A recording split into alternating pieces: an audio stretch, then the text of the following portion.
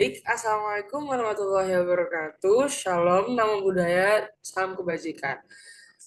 Halo semua, perkenalkan, nama saya Monica Priscila Suryati dengan NIM 25111111200004. Nah, hari ini saya akan mempresentasikan hasil dari belajar saya tentang sistem reproduksi wanita. Langsung aja kita masuk ke materi yang pertama. Jadi, pengertian sistem reproduksi sendiri itu adalah sistem biologis yang terdiri dari organ, jaringan, dan hormon yang bekerja sama untuk menjalankan proses perkembangbiakan. Sistem ini menghasilkan sel kelamin atau biasa kita sebut dengan gamet untuk mendukung proses pembuahan, serta pada wanita itu menyediakan tempat untuk perkembangan janin. Selain itu, sistem reproduksi juga berperan dalam mengatur siklus menstruasi, pembentukan ciri-ciri seksual sekunder, dan menjaga keseimbangan hormonal yang penting bagi kesehatan tubuh. Fungsi sistem reproduksi sendiri itu adalah untuk memproduksi gamet, memungkinkan terjadinya pembuahan, serta mendukung kehamilan dan kelahiran. Pada wanita, sistem ini menghasilkan sel telur dan menyediakan tempat terjadinya fertilisasi serta menjadi lokasi pertumbuhan janin di rahim. Nah, organ sistem reproduksi wanita sendiri itu ada dua. Yang pertama itu ada interna, dan yang kedua itu ada eksterna. Organ wanita interna. Nah, yang pertama itu ada ovarium. Nah, ovarium itu adalah organ berpasangan yang menghasilkan sel telur serta hormon estrogen dan progesteron. Nah, struktur ovarium sendiri itu terdiri dari epitel germinal, tunika albuginea, korteks, dan medula. Tempat folikel berkembang dari folikel kecil hingga folikel matang sebelum ovulasi. Nah, kedua atau yang selanjutnya itu ada tuba uterina yang biasa kita kenal dengan tuba falopi. Nah, tuba uterina sendiri itu adalah saluran yang menghubungkan ovarium dengan rahim dan menjadi tempat terjadinya pembuahan. Bagian-bagiannya sendiri itu meliputi infundibulum dengan fimbria, ampula, isthmus, dan pars uterina. Selanjutnya itu ada yang ketiga itu ada uterus atau yang biasa kita kenal dengan rahim. Nah, uterus sendiri itu adalah organ berotot tempat hasil pembuahan menempel dan berkembang menjadi janin.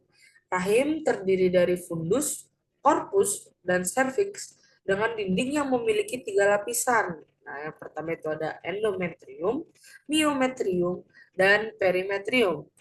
Nah, struktur ini sendiri itu memungkinkan uterus berkontraksi saat melahirkan dan berubah selama siklus menstruasi. Nah, vagina atau yang selanjutnya. Nah, vagina sendiri itu adalah saluran elastis yang menghubungkan serviks dengan bagian luar tubuh. Vagina sendiri itu fungsinya sebagai organ kopulasi, jalan keluar darah menstruasi, serta jalan lahir. Dindingnya sendiri itu tersusun atas mukosa, otot, dan adventitia dengan lipatan atau rugae yang membuatnya dapat meregang. Nah, selanjutnya itu ada organ wanita eksterna. Yang pertama itu ada mons pubis. Nah, jadi mons pubis itu adalah tonjolan jaringan lemak yang berada di atas tulang pubis. Nah, bagian ini tuh fungsinya sebagai uh, untuk melindungi tulang dan jaringan di bawahnya dari benturan. Yang kedua ada labia mayora. Nah, labia mayora itu adalah dua lipatan kulit besar yang terletak di bagian kanan dan kiri vulva.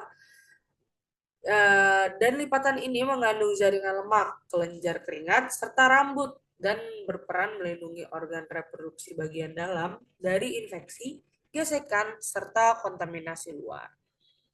Selanjutnya, atau yang ketiga itu ada labia minora. Nah, labia minora ini adalah lipatan kulit tipis tanpa rambut yang berada di dalam labia majora. Nah, bagian ini kaya pembuluh darah dan ujung saraf, sehingga sensitif terhadap rangsangan.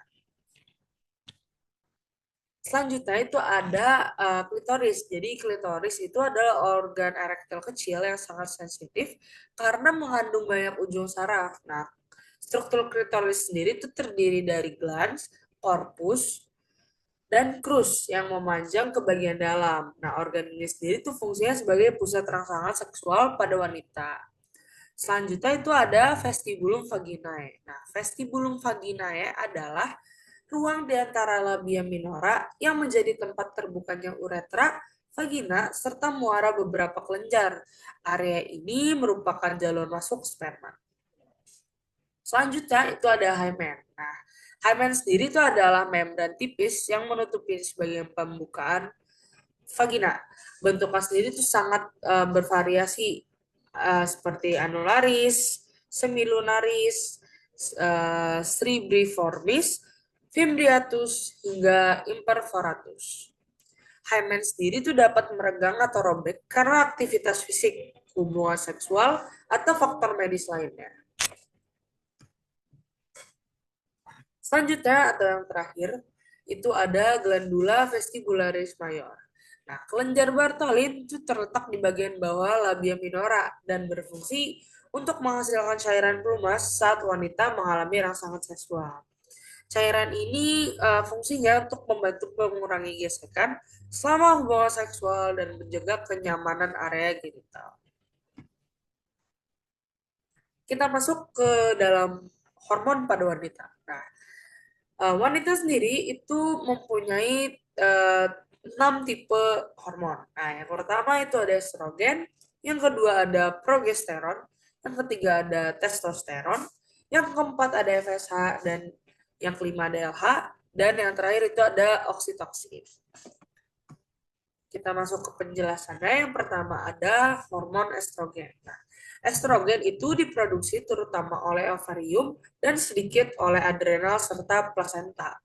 Hormon ini perannya dalam perkembangan ciri kewanitaan, pertumbuhan payudara, serta pengaturan fungsi uterus dan vagina. Selain itu, estrogen ini memengaruhi suasana hati dan membantu proses keluarnya ASI setelah melahirkan. Selanjutnya itu ada hormon progesteron. Nah, progesteron sendiri itu dihasilkan oleh corpus luteum dan plasenta dan fungsinya itu menyiapkan serta mempertahankan endometrium.